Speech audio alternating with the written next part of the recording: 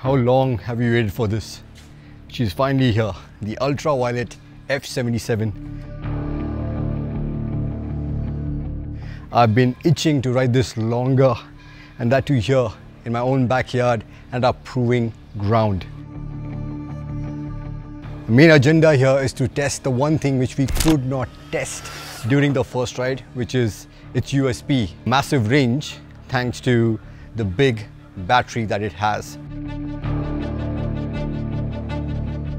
But again, this is an expensive motorcycle. This is meant for people like me, enthusiasts, and that's how we are gonna ride it. Not to extract the best possible range, but to ride it the way it's meant to be ridden.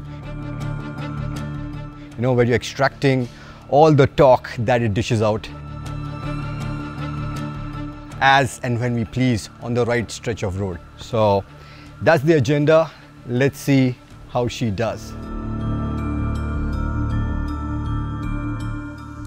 So here we are, essentially at the start line. We have been riding here so far in the combat mode, leaving the city behind, taking it easy at the crack of dawn, and we have already traveled 38 kilometers, which is interesting because it's about the same amount of distance as going to Lavasa, and I still have 76% battery at my disposal, showing a range of 141 kilometers. But now from here on we are putting it in the ballistic mode and still shows an estimated range of 136 kilometers. So it's been great so far. This is pretty impressive, but this is the litmus test.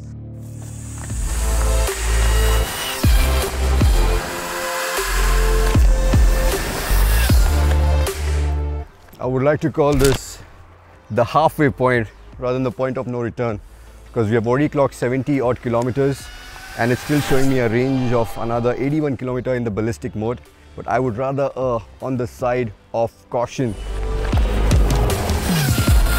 And the road threw everything at us. So we had the first concrete section, which was arrow straight road where you can keep the throttle pin for as long as you're there. We're constantly doing speeds of 130, 135 kilometers an hour. And then we hit the twisty bits where you of course could not carry that much top speed, but it was more about acceleration out of the corners.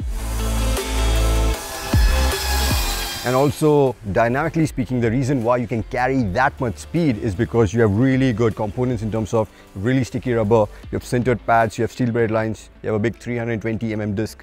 But yeah, I did feel that this could do with a little more regen to give you more support under braking and also to eke out a little more range.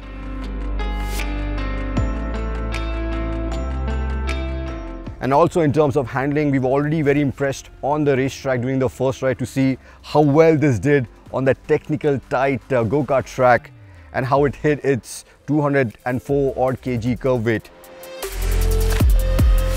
But yeah, the overall setup is on the softer side, more towards ride quality, which is exceptional.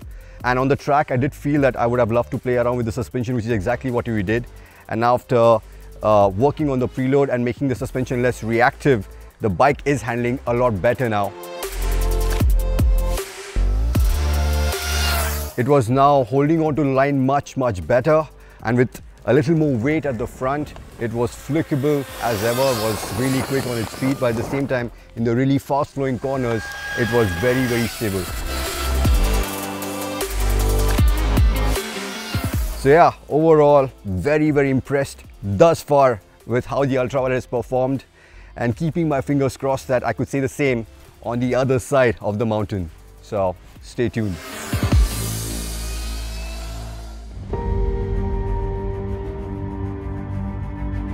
Yes, we made it. Well, just about, to be honest. And I wish I could tell you that the way back was just as thrilling and exciting. It was exciting in a way, but I was more nervous because we literally limped back home. And I could only ride in the ballistic mode for another 10 kilometers before the bike was forced to get into combat mode when the battery turned to 29%, then into glide mode at 19%, and then to hover mode at 4%. So yeah, we really put it to test.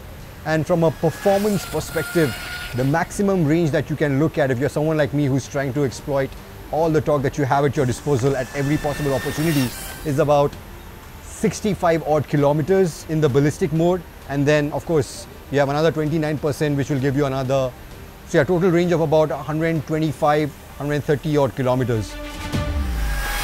And I would be lying if I said that I was not expecting more range out of this, right?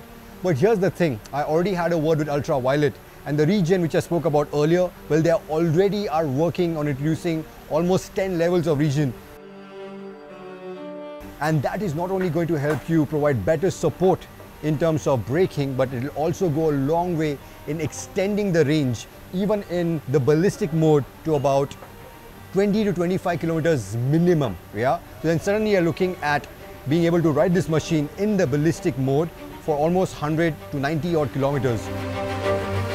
And here's the thing, this is by far the only EV that I have managed to ride to this extent at such high level of performance in a sustained manner without overheating or being forced to suddenly ride in a lower performing mode. So from a reliability front, this is already very much there. From a touring perspective, again, if you're someone calmer, you can of course be able to ride in the combat mode, which will still allow you to go at higher speeds, but with the torque being delivered in a much smoother fashion. And there I feel Ultraviolette can introduce a cruise control similar to what we have seen on the Ola, which helps the ECU take more control of the throttle and the way the torque is delivered, and help you eke out that much more range. But from a cruising perspective, I definitely feel this can do with a windshield, because you have no protection at all at higher speeds. And also the seat can do with a little more padding, because it's not the most comfortable over long distances. So where else can it improve? It can definitely have a much shorter time to boot up the dash, because it takes its own sweet time, and a lot of times unless the dash is completely booted, you cannot even turn on the motor. Secondly, the time is directly connected with the network connectivity. So if you're riding in a place which has very poor connectivity, the time doesn't update on its own. Thirdly, it definitely needs a parking brake of some sort, because even with the motor engaged, it is constantly moving back and forth. So unless you're holding on to the front or the rear brake, the bike, you're always worried about the bike rolling either forward or backwards. And last but not least, the fast charging bit, right? We were told that with the boost charger, which is what we have, you can expect a charge time of about 4.5 hours. Right now, the fastest we have managed to clock is about 5.5 hours. So I spoke to Ultraviolette about this, and they said that they're erring on the side of caution to ensure that the chargers don't overheat. But as we speak, they're already putting out an update which will help quicken the charging time as well. So do I still think that the F77 is worth its almost 5 lakh rupee price tag? Well, to be 100% honest, even in terms of the range, it's not 100% there yet. But I'll also go on to say that this is by far the most impressive electric two-wheeler that I have had the chance to test thus far. I never expected this level of performance, not only in terms of top speed, but also to be able to ride at that level for such a high time without facing any issues of overheating or being forced to switch to a lower power mode. Also in terms of the potential, so the range might not be perfect right now, but then with the updates which are on the way in terms of the regen, I think if we can look at almost 100 kilometer range in the ballistic mode, I'll be more than happy. And it's the potential which now combined with the reliability has made me even more sure that this is the kind of product that I'm willing to bet my money on. So there you have it. That's our review, comprehensive review of the F77. Let us know what you think about it, and if you see this as your pathway to an electric future.